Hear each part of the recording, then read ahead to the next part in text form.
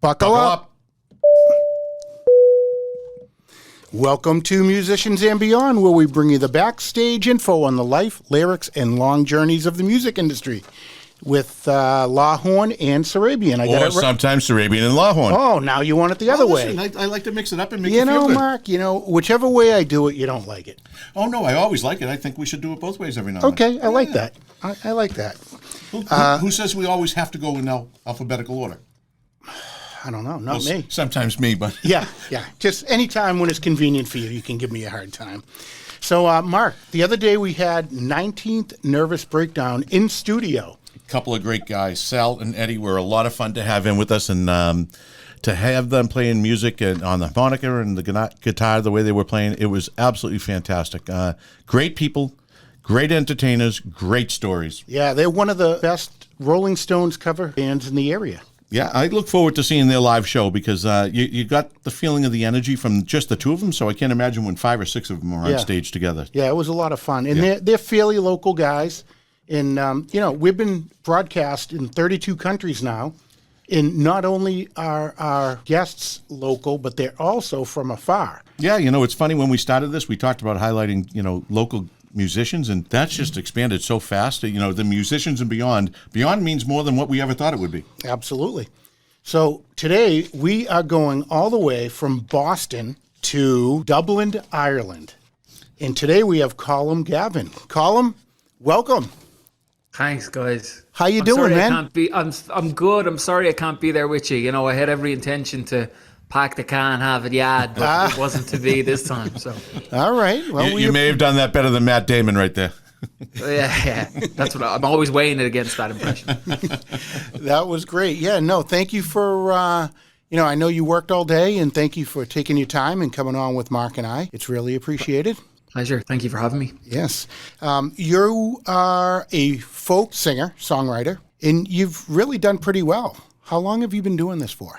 So I'd say I began in musical academia, I suppose, when I was about maybe 12 or 13 years of age. And it was more by consequence than anything else because I come from a long line of Gaelic football and hurling individuals. Yeah. Sport is a big thing on my father's side of the family. And I was brutal at both.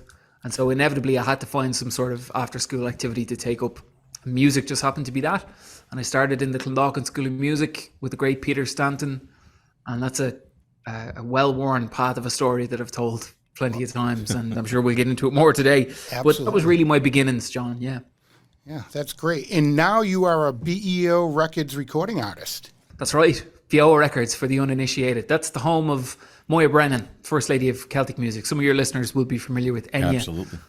And Enya's sister is Moya, and her siblings are in a group called Clonad, or Clanad, as it's sometimes pronounced. And when Moya went solo, she decided to start her own record label. So I was the first signee that was non-family, although I like to think of them as family. Wow. I'm sure they look at it that way as well. So your music, it's folk Irish. Is that how you'd categorize it? I'd say it falls into a few different categories. Like I was hugely influenced by the American and Canadian songwriters of the 70s and the 60s, the kind of James Taylor, Jackson Browne school of songwriting. And I suppose because of where I'm from, there's always going to be an element of Irish in there. Yeah. And I perform primarily on guitar and piano. So if you were to look at, say, early Don McLean performances, sure, that's probably as close to what I do as I could describe in the modern day, And you said you play the piano and the guitar. Is there any other instruments that you play? I play a little bit of banjo, bass guitar, harmonica, a lot of them out of necessity, in the early days when you couldn't form a band and getting used to tracking instruments, it was an awful lot easier just to know a few different instruments yourself than go through the slog of finding a drummer, bass guitar player, keyboardist and that kind of thing. So a lot of them I know out of necessity, but piano and guitar would be my two primary instruments, yeah. With this whole COVID thing that happened here in the US, it happened actually all over the world. How did that affect you?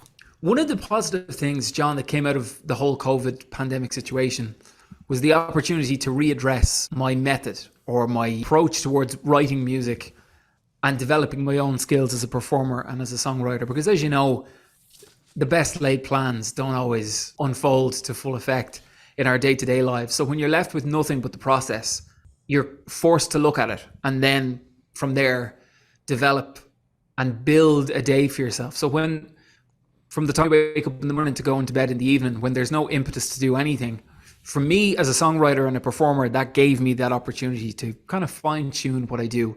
Were it not for the pandemic, probably wouldn't have happened. So there were positives too, as well as many negatives. Colm, prior to the pandemic, had you played outside Ireland anywhere on the road, and then that was limited to Ireland because of it? I'd done a little bit of tour work around Europe. Later on, in the last 2 or 3 years, I've actually got to perform in Boston. I did a show. It was a gig in City Winery in Boston, and also a small gig in Somerville, Massachusetts, at a venue called the Armory. Arts at the Armory. Yep, the Arts at the Armory. Yep, I know it well. I worked in Somerville for a number of years, so I'm very familiar with that program over there. Great venue and great people as well, Mark. And City Winery, the gig was basically, it was to remember Harry Chapin. His family were involved with the organising of it, and it was for his charity, Why Hunger, that himself and Bill Ayers established in the late 70s. So it was a nice excuse to get over to Beantown. City Winery is a great little venue. It's just big enough to have a good-sized crowd in front of you, and it's small enough where it's intimate and people can really enjoy it. I love the spot, to be honest. You've had a lot of success over the years of doing this. You actually have a #1 spot in the Irish singer-songwriters charts. I see that you are #4 on the pop charts, and you even made it to the Billboard Top 100, coming in at number 56. That's pretty damn cool. Yeah, that was my most recent EP, the 1992 tapes. There was 5 original tracks. And the whole essence of that, John, was I wanted to make an EP that showcased the songs in their most embryonic form. So before you add other instruments, before you go into production or post-production, what the songs sound like, moment of birth, let's say. And it was really just an experiment of an EP, but it turned out to be a positive gamble. And one of the things that I find songwriters today get a bit too preoccupied with is the notion of post-production, what it's supposed to sound like, and something being radio friendly. I think if the songs can stand on their own 2 feet without any of that kind of stuff, anything else is just a bonus beyond that point.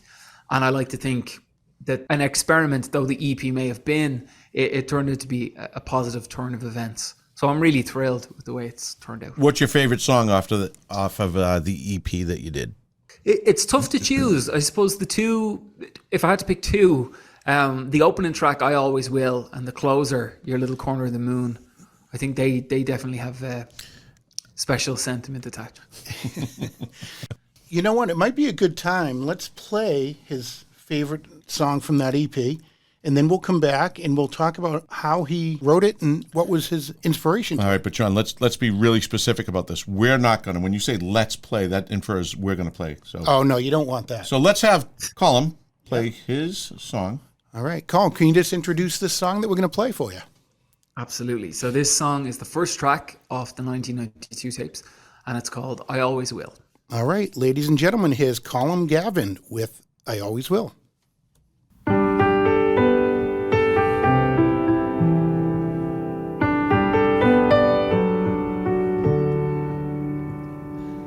These bicycles are hand-me-downs. Let's race them to the sky. That's how it was on sunny days. My little pal and I. The hours pass like sugar cane when all the world was new. And if it ever rained on our parade, we found something else to do. I'll bet that in 100 years we'll be thinking of it still. Even if you don't, I always will. The years gave more than we could ask, and time just passed us by. But I saw the world like an open book, with the apple of my eye.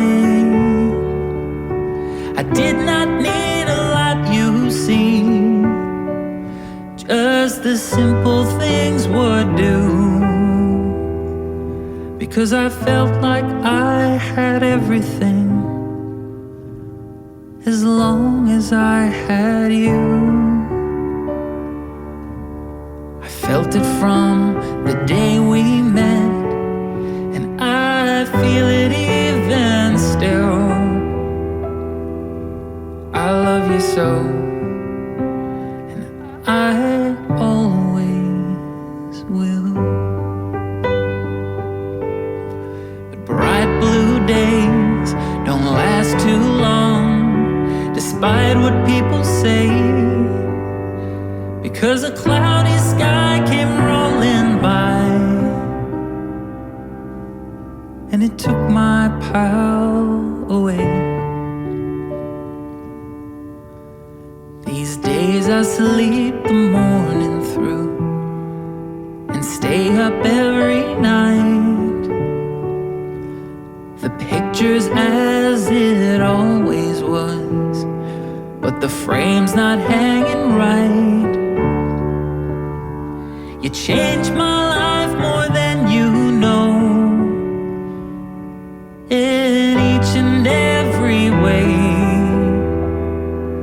And still a part of me believes in time, that you'll come back someday. I keep your golden wedding ring in my little windowsill.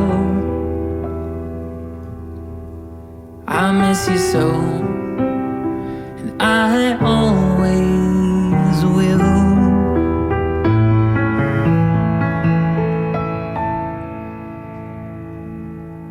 I love you so, and I always will.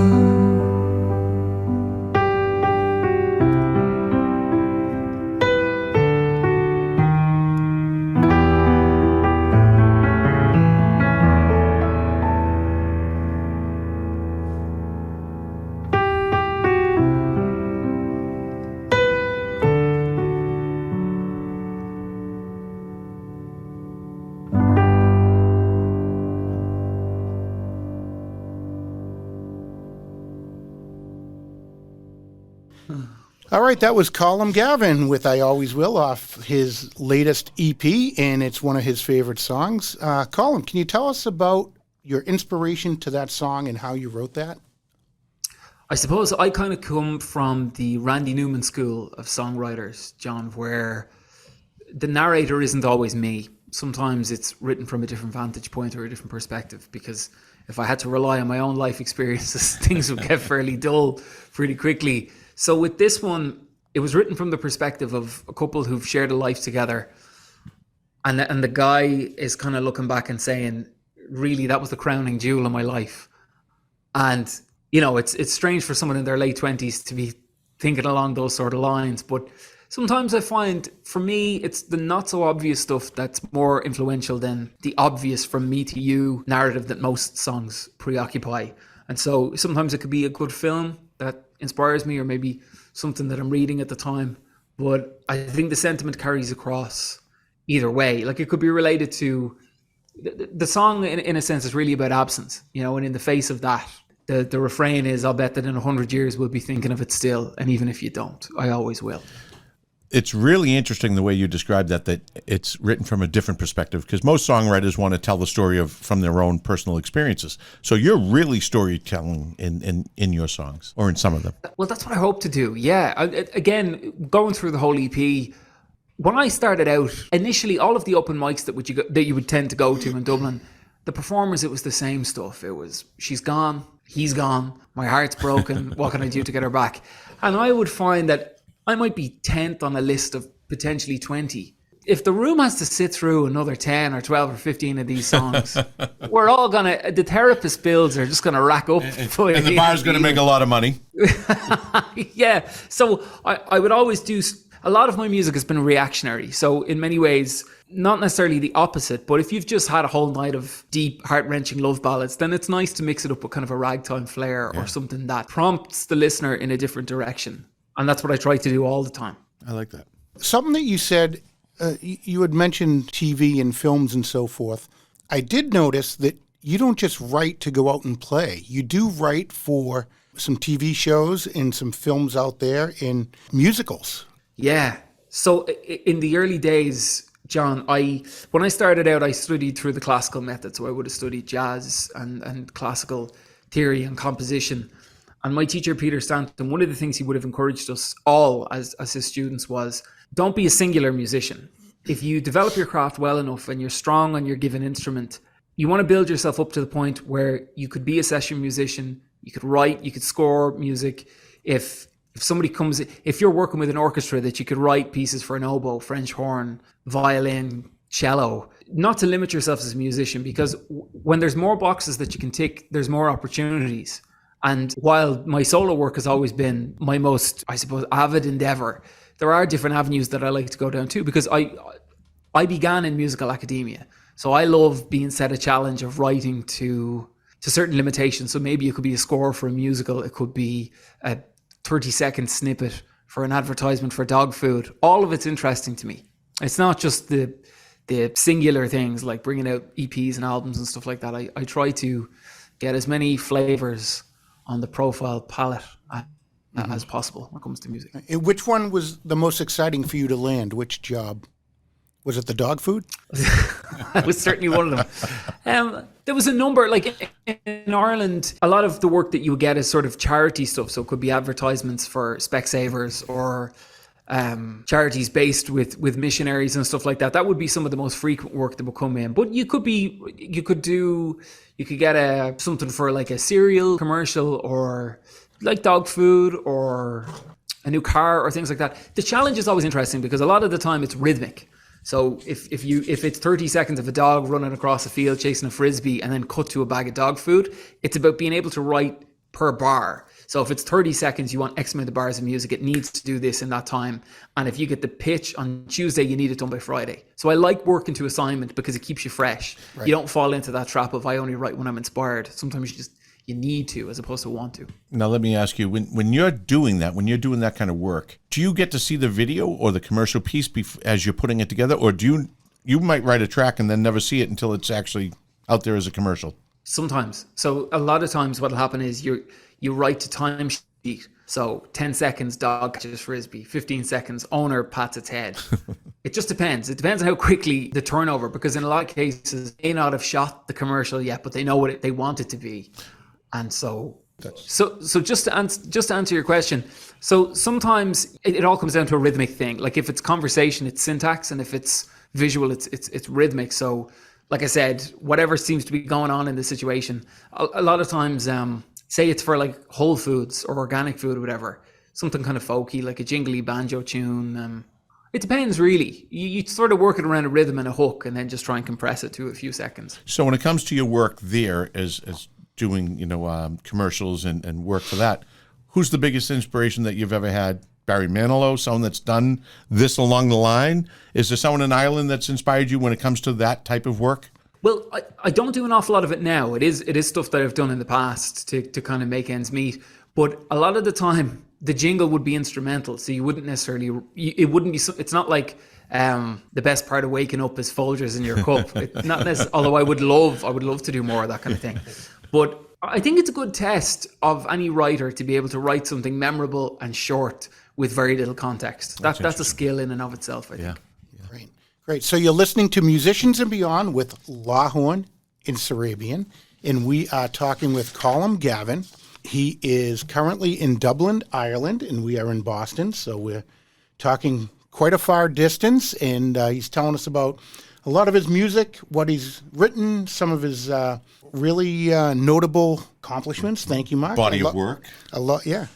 All of that stuff. All his, number 56 in the Billboard and the top 100, number one in Irish songwriter charts. I mean, he's done a lot. All right, so Colm, how do our listeners across these 32 countries that are listening to us, how do they find out where you're going to be in some of your music and accomplishments? Well, I suppose the easiest place to find me is Facebook and Instagram. On Facebook, I'm Colm Gavin Music, and Instagram, Colm Gavin.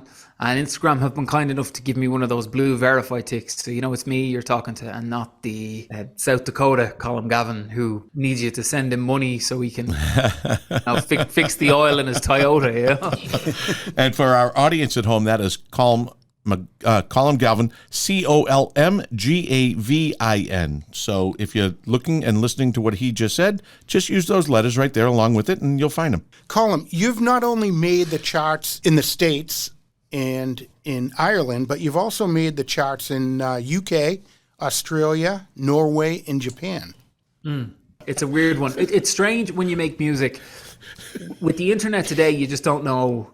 And it's kind of like how I found you guys. You just never know what's going to reach people or where it's going to reach them. And when DJs pick up on something, I think certainly across Europe, there's a certain amount of synchronization that goes on where radio programs that get syndication in other countries share their playlists with different stations in different territories and things like that. So I'm just very fortunate, and God bless the DJ, because it's kind of a dying art in many respects. And I feel like for me, growing up, I used to love we would get certain American programs syndicated on Irish radio, and you'd hear that when you're listening to nothing but the best of oldies, you're listening to Magic 98.9. I loved that. I thought it was just such a warm greeting, and then punctuated between these different songs, and you never knew between interplay what the next song was going to be that would just break your heart. Maybe something by the Bee Gees or Creedence Clearwater Revival or whatever it might be. And so I love that, and I miss the presence of a DJ today. So God bless them wherever they may be. I agree with you. It's a lost art, and sadly it is definitely,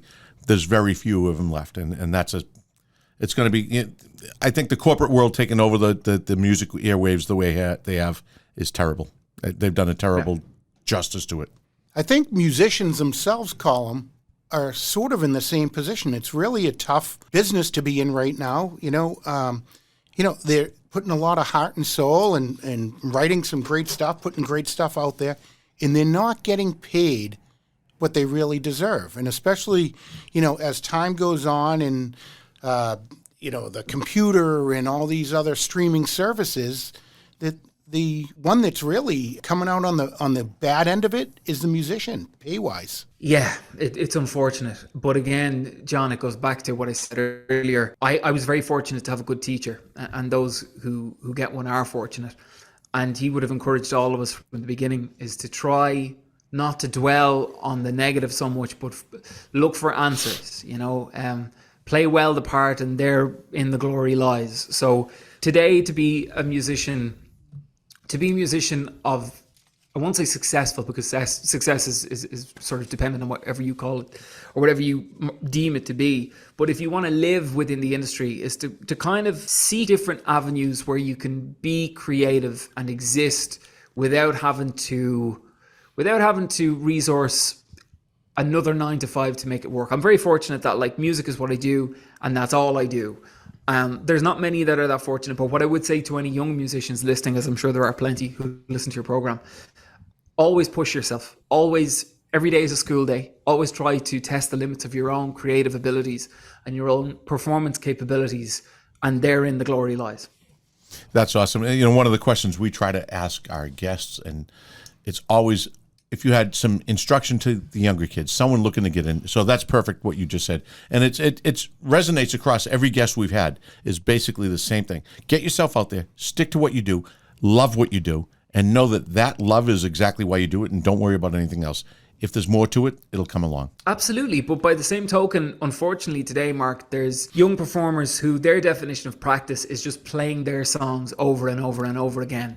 They become 4-chord wonders, 4 chords in the truth. Now, I'm not knocking that by any means, and I would never deny someone an outlet of self-expression, but it's a competitive business. And someone said to me before, you should work and you should strive like there's somebody exactly like you who's working just as hard to be in exactly the same spot. And if you conduct yourself day to day like that, I think there's a much greater percentage chance of you finding whatever success you deem success to be. Yeah, Mike Valeris is a guitarist here in the U.S. He does jazz. He's been in country. He's done a few genres, but he's also a teacher at one of the most prestigious music schools in Nashville right now. And he actually does private lessons with some of the biggest stars. And what we took from him and what everyone should take is what you just said. Continue to practice. You can never hone your craft to the point where you think you're the best. You always have to strive to be better. And he sits there, and if he's given lessons, people at the top of their trade are coming to him for lessons. Says a lot about what it takes to get to that level, right? Sure does. Yeah. Sure does. So, you know what I think would be a great time for? What's that, Mark? I think it would be a great time for Colm to introduce his next song. Let's do it. So the next song that I'm going to play for you is the last track on the 1992 tapes, and it's called Your Little Corner of the Moon. All right, so this is Colm Gavin with Your Little Corner of the Moon.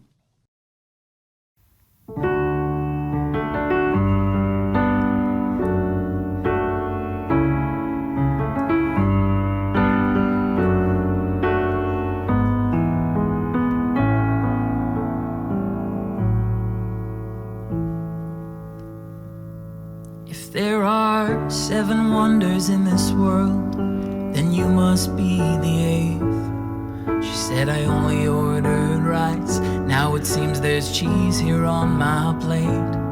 I said I guess that's not the kind of thing that you'd hear on a first date, but if I didn't say it now, I never will. She had the kind of eyes that poets from Alaska write about, that could freeze you with one glance, but that you'd burn inside without. And as her feet would glide down Main Street, all the boys would scream and shout. I hope there's someone out there screaming for her still. And all the girls eat mashed potatoes as I swallow humble pie. Problem shared is a problem still, I don't need to tell you why. Her cage door's standing open, but she won't rest until she flies to her little corner of the moon.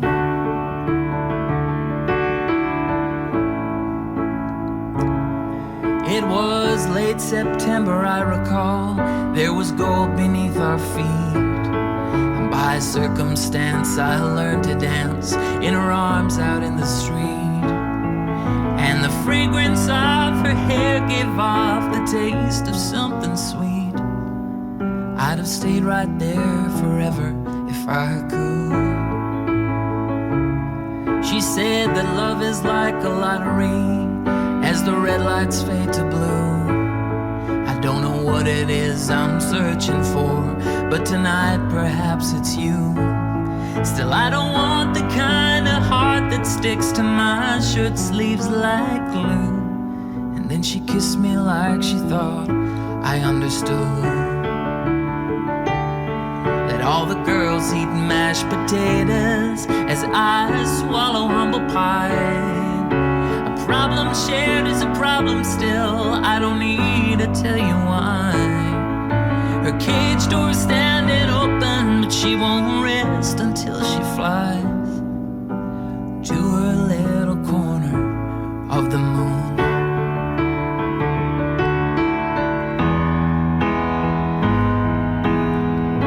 I wanted to say from the time we started, I'm not only here till the rain has parted. Be true and I'm open-hearted, and it's open just for you and everything you do. If you can do that too. Oh, but she just sighed and said, think of us as passing ships that were never meant to sail. There's such a high price for the quiet life, and my freedom's not for sale. I'm like a wild wind that can't reduce itself to a passing summer gale. If this were any other time for you, I would. It's only 3 weeks since she left, but there's a cold chill in the air. There's not a trace of her on Main Street, but I still see her everywhere. And Mama told told me she'll come back, son, if you just act like you don't care. Still I know this time goodbye meant bye for good. And all the girls eating mashed potatoes as I swallow humble pie. A problem shared is a problem still, I don't need to tell you why. But every night it seems in my wildest dreams it is always she and I, in her little corner of the moon.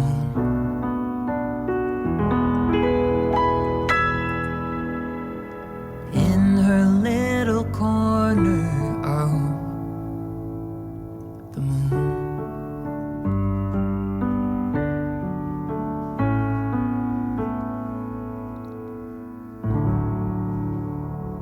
Colm, thank you for sharing that with us.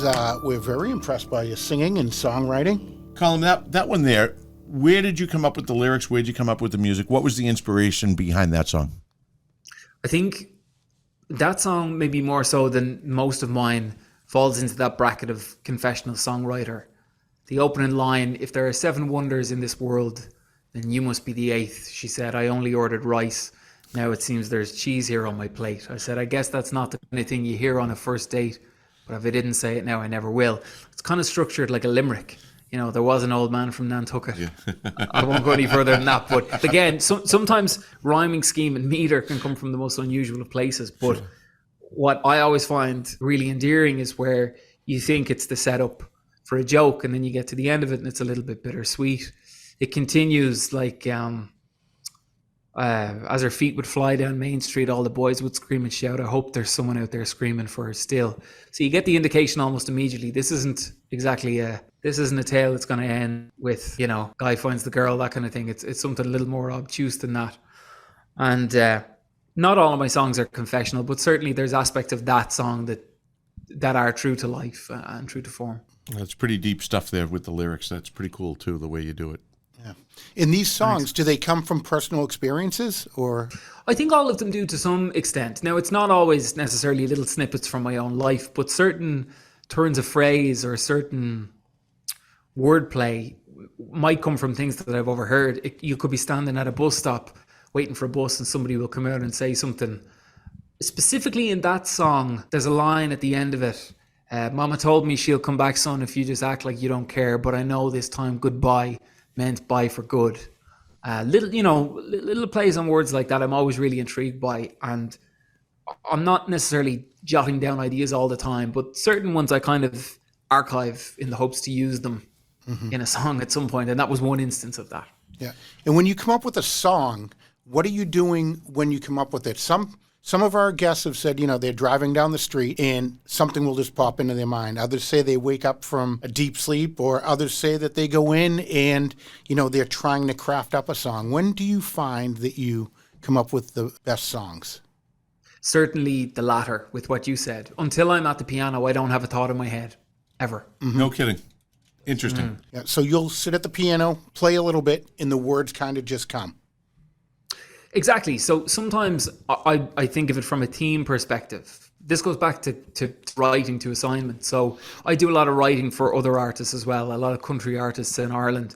And so they might come to me with a brief and say, I want to write something that is like a 12-bar blues, but changes up at the chorus to be maybe something a little bit more like Casey Musgraves or that kind of thing. And so I'll have to write to those to accommodate that thought process, if you know what I mean. And then they might give me a vague sentiment for a lyric, and I'll try to match that as best I can. It's interesting because one of the questions I was going to ask you is, do you ever see yourself working outside of the genre that you're in and working maybe in a country spectrum? And to hear you say that is really interesting. Now, when you say a 12-bar, what are you saying there?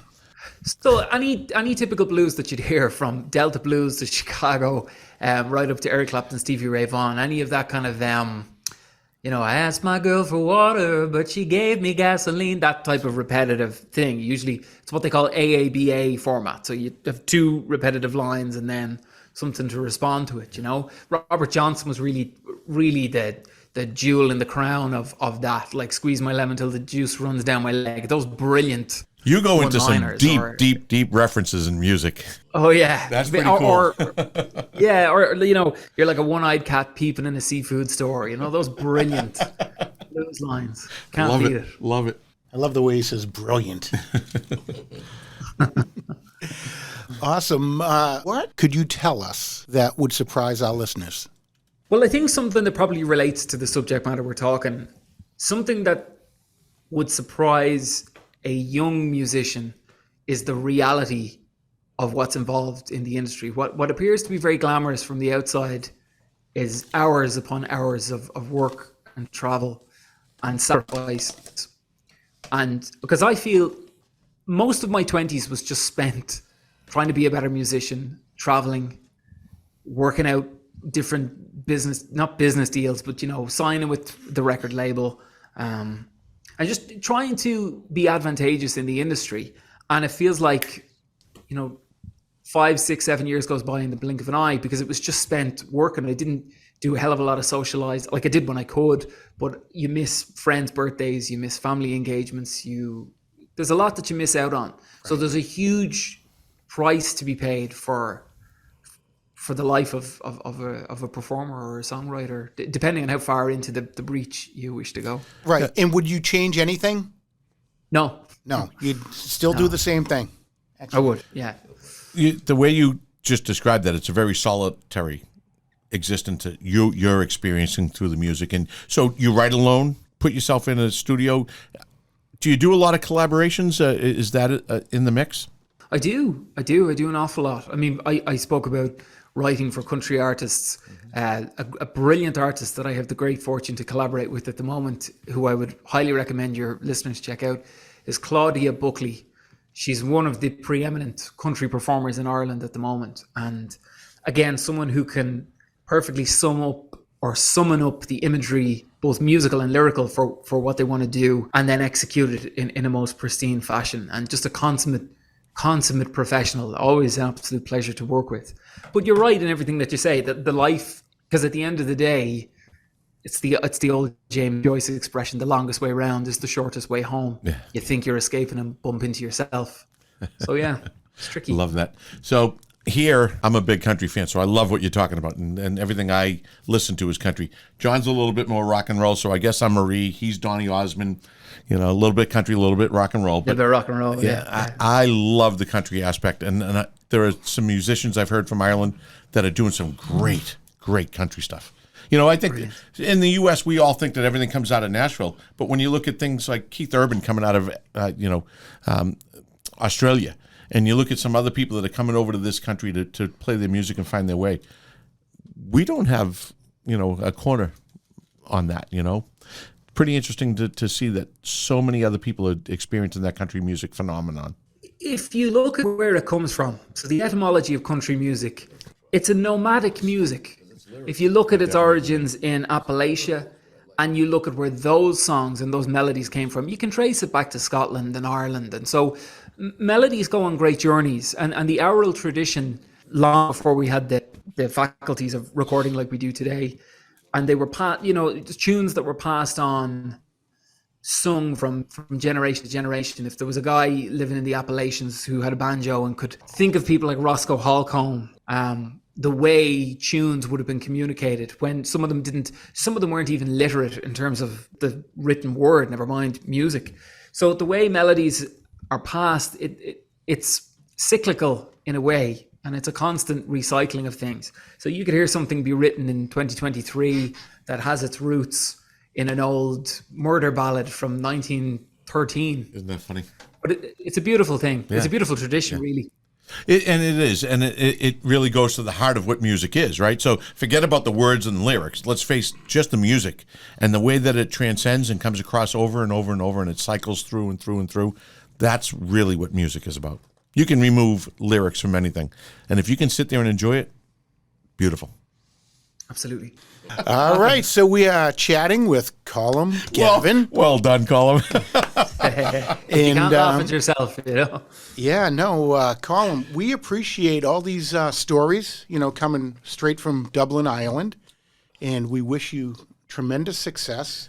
We know you've already had a lot of success, but I think you have a lot more things coming.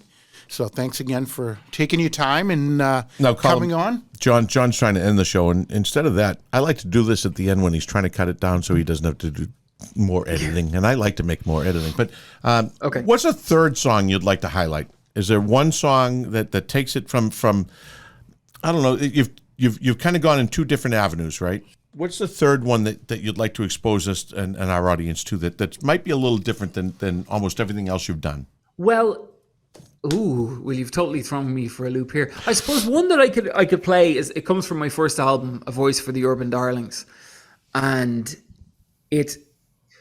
when I was in college, I was in a lot of rock and roll bands, and when I was in secondary school, for me, what you guys would call high school, you would get into any band that would have you. So if there was a punk band who needed a bass player, you'd go and borrow a bass or learn to play a few notes on a bass guitar just to be in a band. And there's a song on my first album called Heaven Closed Its Doors. And it's probably the most rocky alt country that, from an audio perspective, that I ever go. And it's not really one that I get to work into my live set too much anymore, but it's certainly counterpoint to the previous two songs that you'd played.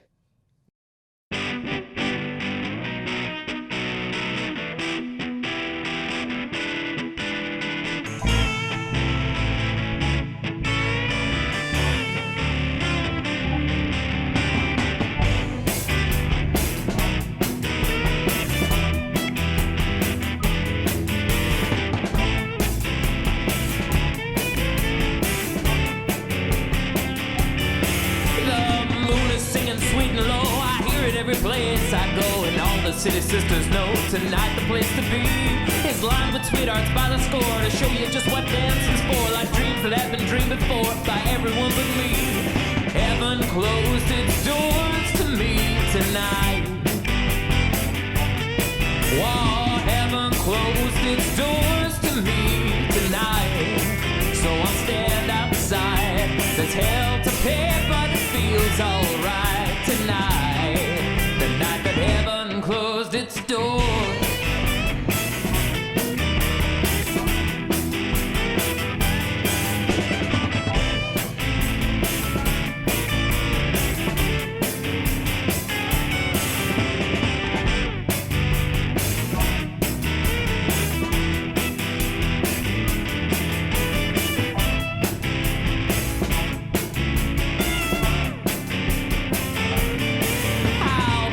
Pouring cherry wine on silhouettes and turpentine, and those that spend their lives in line are never really sure what happens when the gilded bars collapse and then a man in charge rides out to all with open arms. Tonight the place is yours. Heaven closed its doors to me tonight. Whoa, heaven closed its doors to me tonight. So I'll stand outside. There's hell to pay, but it feels alright tonight. The night that heaven closed its doors.